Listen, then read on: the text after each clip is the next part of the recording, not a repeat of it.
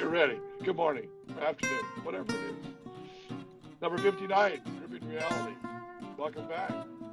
So here we are. Thanks. And we're going to dive right into this, and we're going to go right for the jugular of power. What about power? How does this work in institutions, if you will, human institutions? So we've been chatting, and we're going to continue to chat now with the camera running.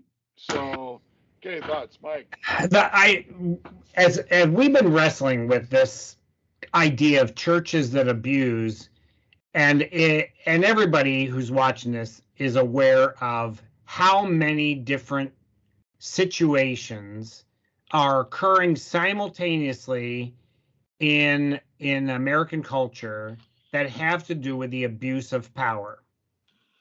The whole Me Too movement is, in essence, addressing, whether it's flawlessly done or quite imperfectly done, addressing who has power, Right.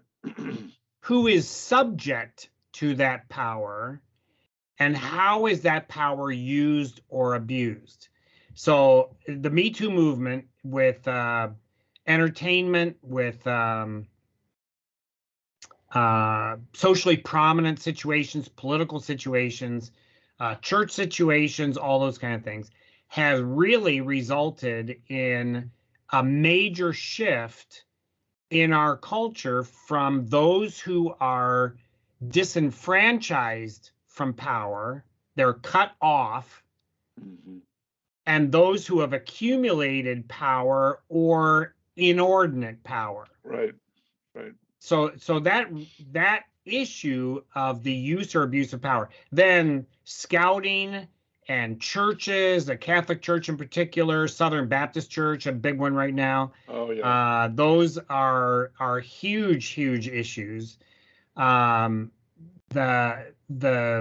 organizations like NAACP or Rotary, AARP, Wounded Warrior, that's another one. I mean, you just across the board, there are the abuses of power from those who are enfranchised with it and those who are disenfranchised. Right.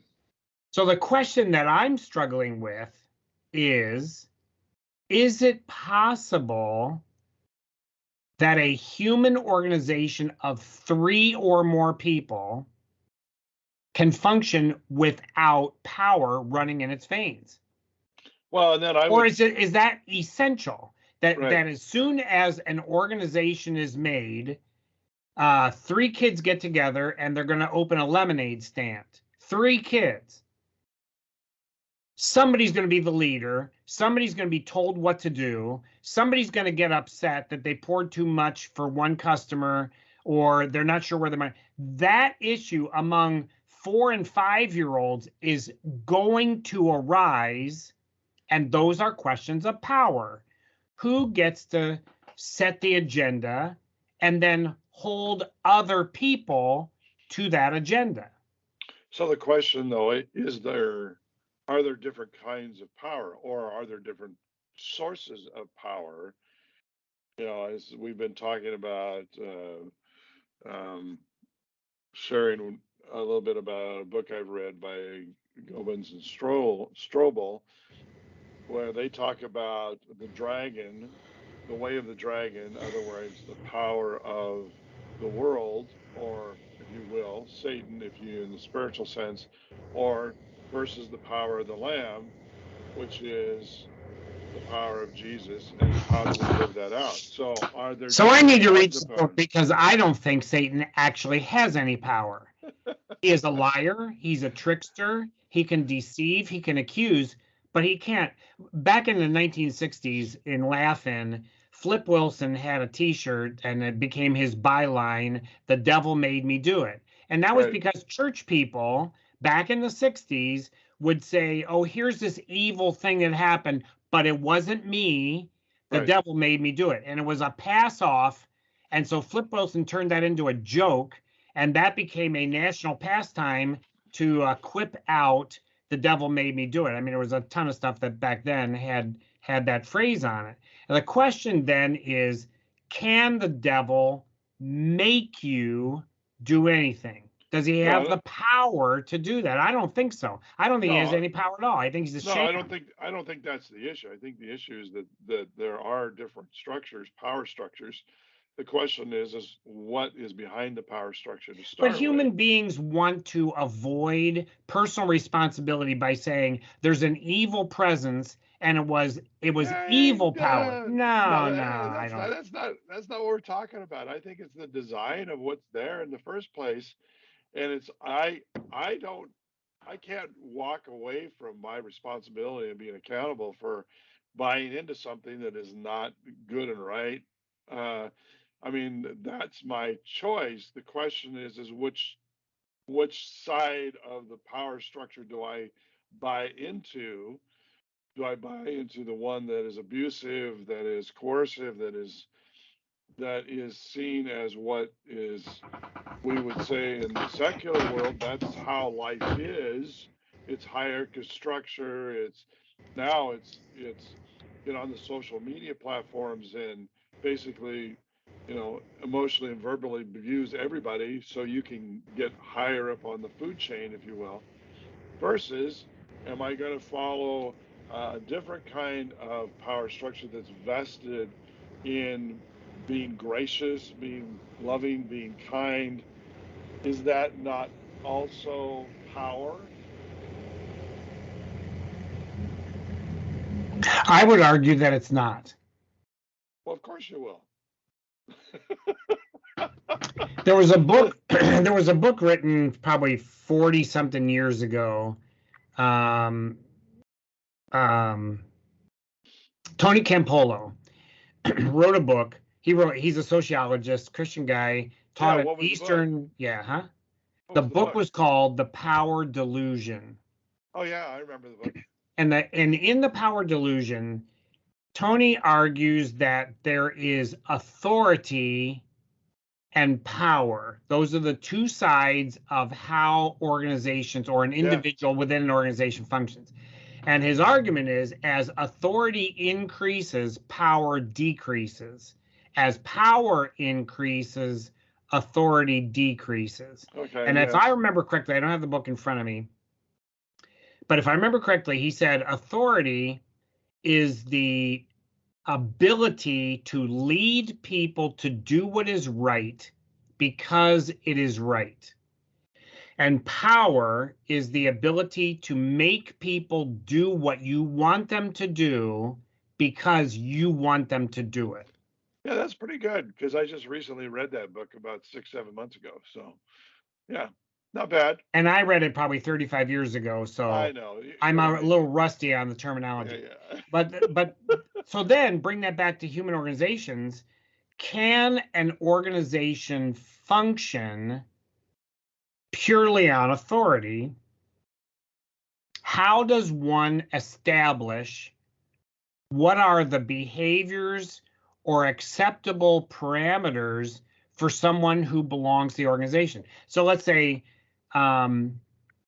we have dues. For the corporation or the organization to exist, we have to have some sort of income. And so in many organizations, it will be there is a dues, let's just say $100.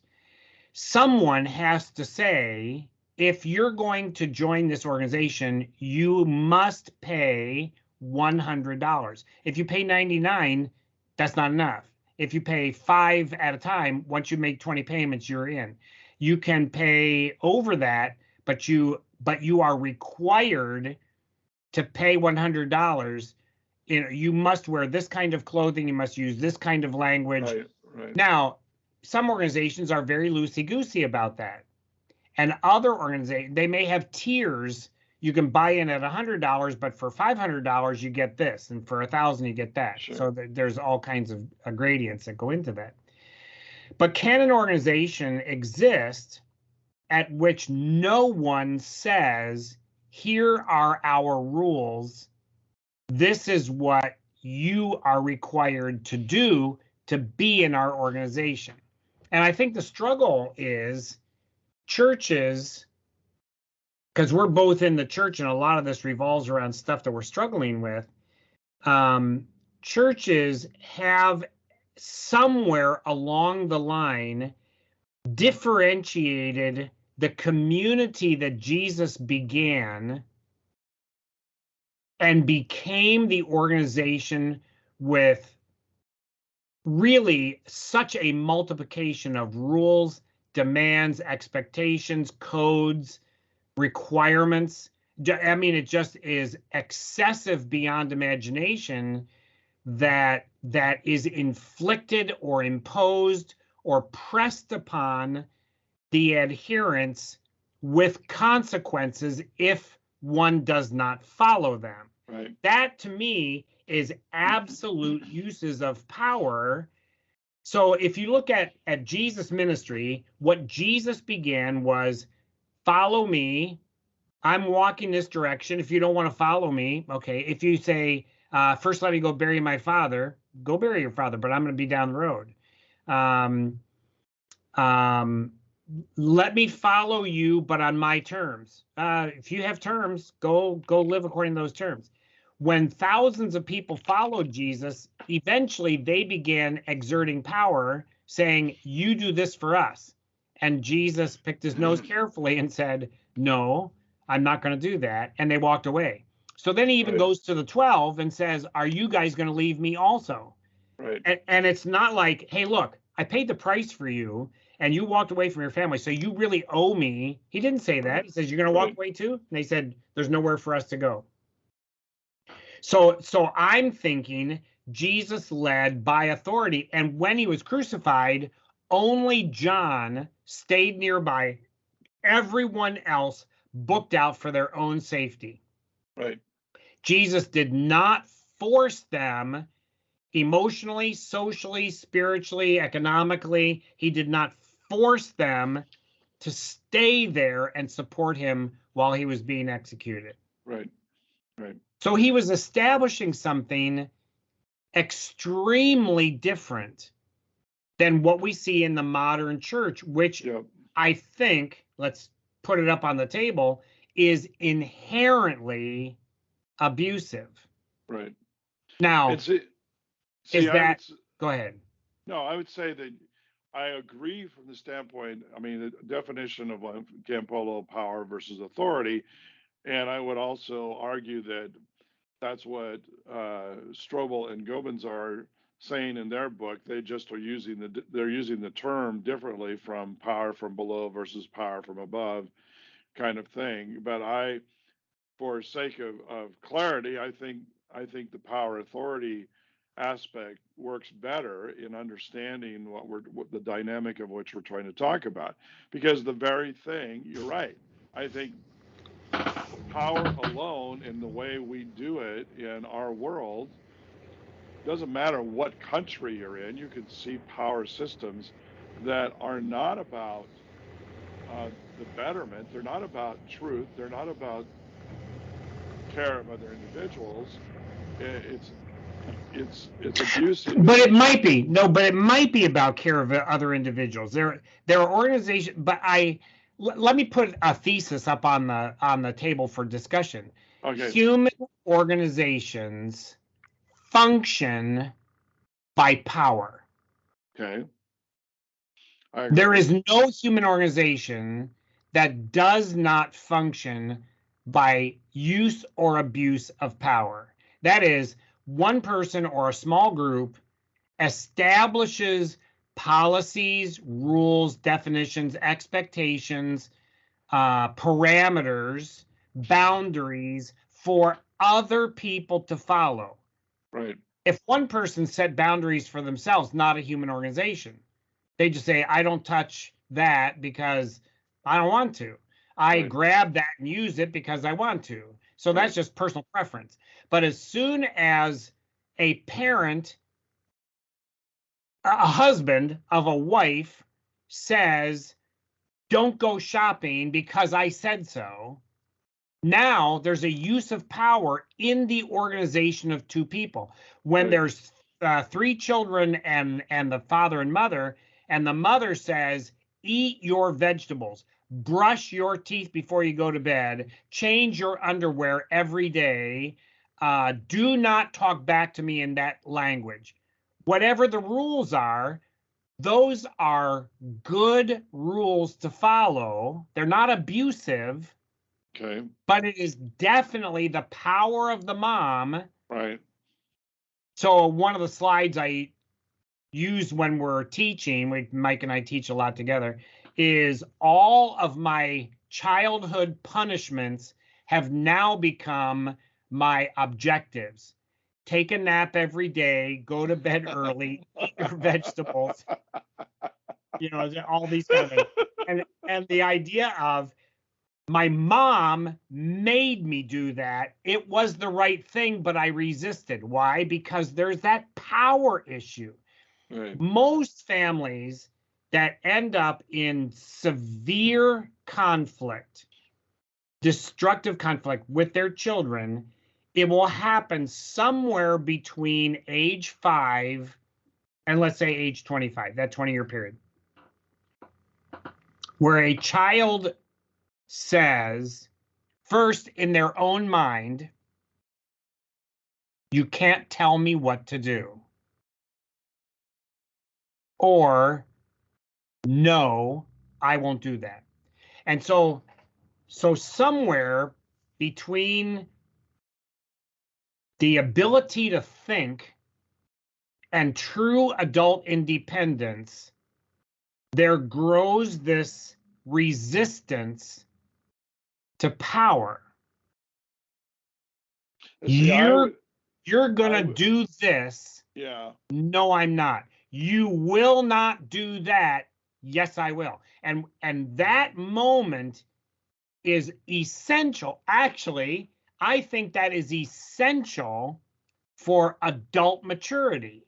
A child is completely dependent at birth, and the objective is for them to be successfully independent by 16, 18, 21, 25, somewhere to be not isolated, but independent successfully. That's my definition of parenting, is to enable my children to become successful and independent.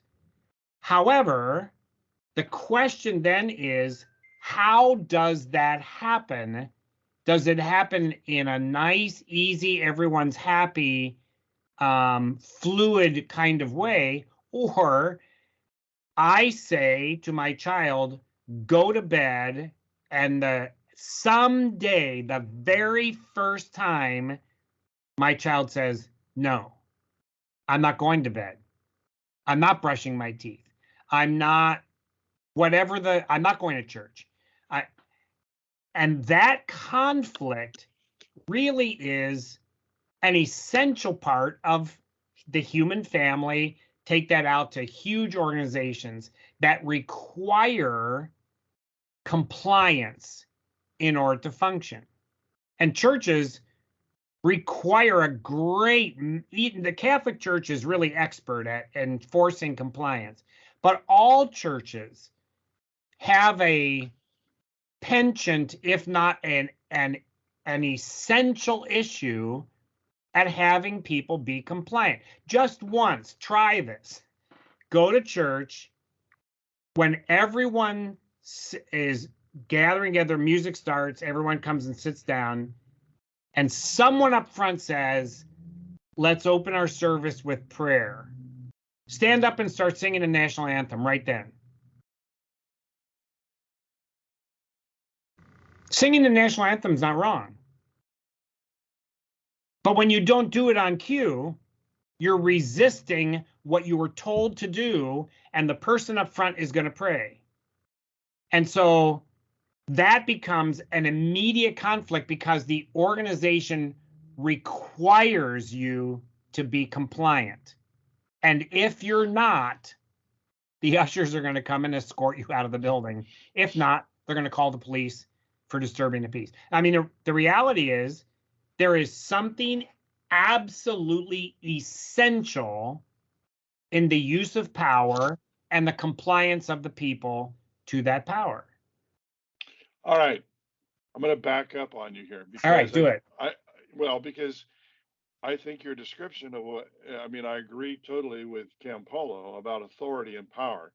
And I think what you were describing earlier in the relationship of parent to child, the parameters of helping them to grow and to be successful in life, those are authority issues. Those aren't power issues. But families treat them as power issues. You don't go right now, you're getting a spanking. Well, I understand that, but I'm just saying from if you're looking at from the holistic standpoint of what that truly should be, all right, sorry, what it should not have us. No, what it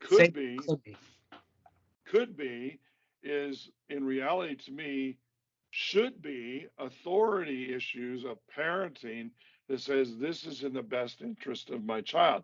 Does that mean I can't learn other areas that I can be better in the interest of my child?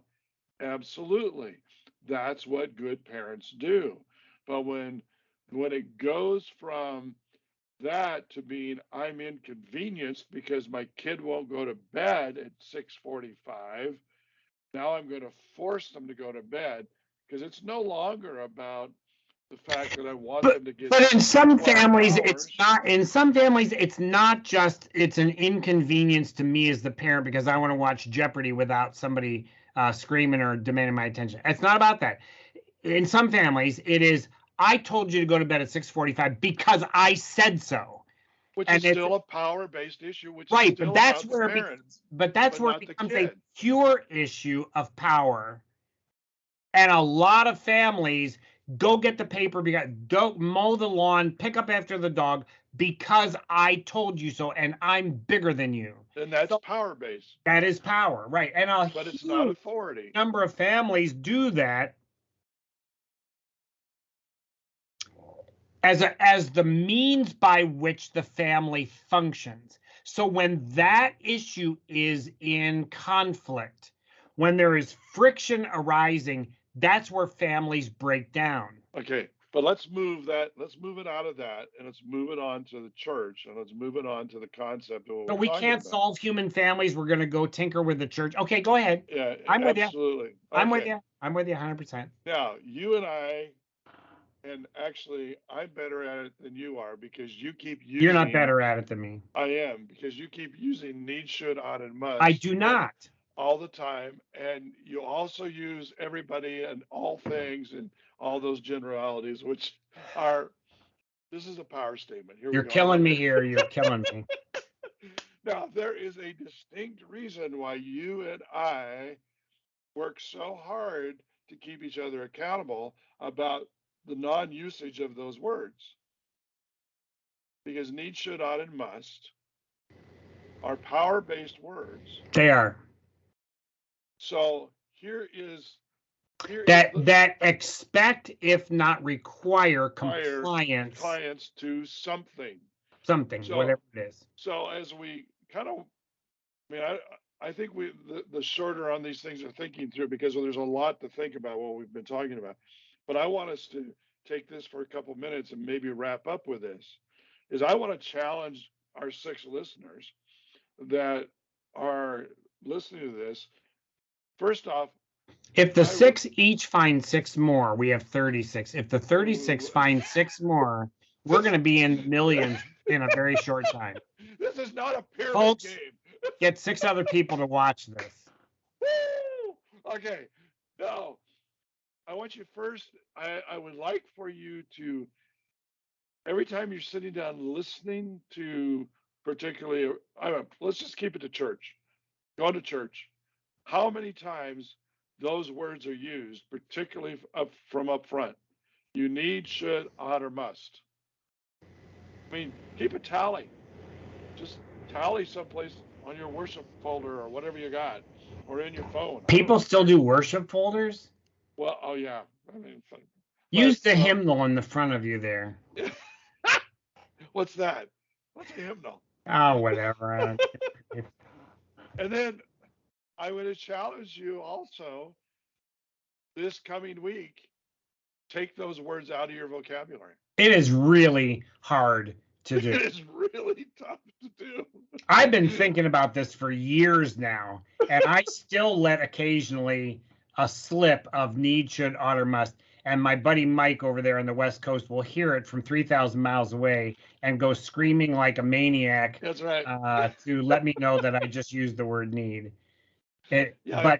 But eliminating the words is hard, but eliminating the thinking behind the word, exactly. that's what is so hard.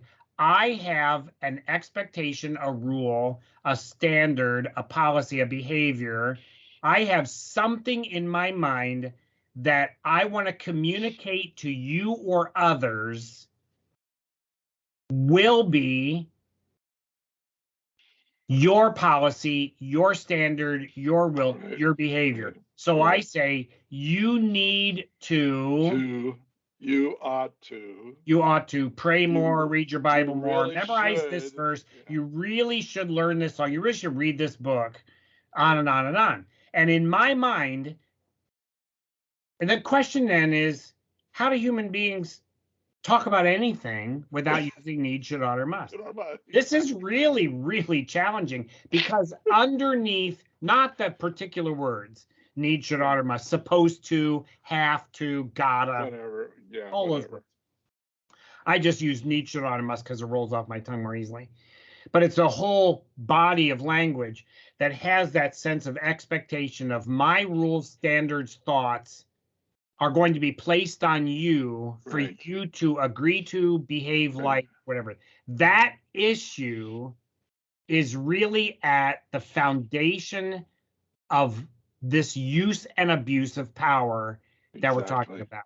And I think our grander theme, which we're still going to continue over the next few podcasts, if not further, really has to do with what can be done to address abuse within the church or within any human organization. You can hate the church, you can hate God, you can hate Jesus, you can hate anything religious, anything spiritual. That's fine.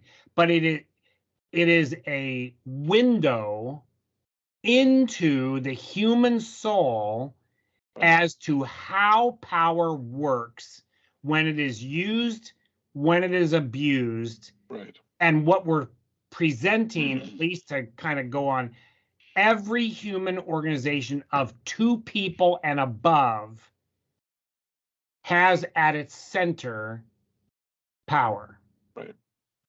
And therefore, it is a question that really becomes essential for us to not only think about, but to work to express and then resolve.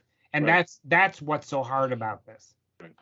So, as we close out, we're going to encourage you this week to, one, observe the usage of need, should, ought, or must, and two, see if you can go the week without, at least as little as possible, not using those words, which are power-based words. It'll be a lot of fun. You're going to probably get a little frustrated, but it'll give you a chance to think through this whole issue of power versus authority, and how that works. And we'll come back to it. We'll start off next week. Now, we can't send people off with an assignment without giving them an alternative. What else is possible to say if you catch yourself saying to a child, to a coworker, to a subordinate, or to a superior, need, should, ought, or must? We need, you need, they need. What else can you say? Is this possible? Can you do this? Yes. Yeah, would this be beneficial to you?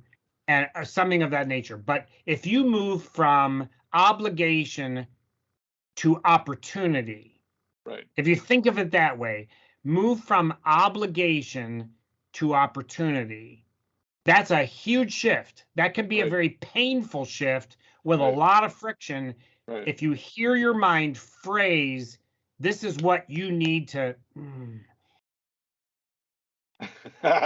This would be really a great opportunity for us. We can do this. I'll tell you, it's hard. So we're going to leave it there. This is East Coast Myke. I usually go second because West Coast Myke usually says something first. This is West Coast Myke with Gripping Reality. Hey, join in. We're glad you're here. You can talk to us at grippingreality.com. You can email us. You get either one of us, Myke with a Y or Myke with an I, and we'll get your mail. So thanks again for being with us. And next week we're going to pick up right on this issue of power, authority, need, should, ought, and must. And so I hope you'll join us next week. And you need to send this on to 6 other people.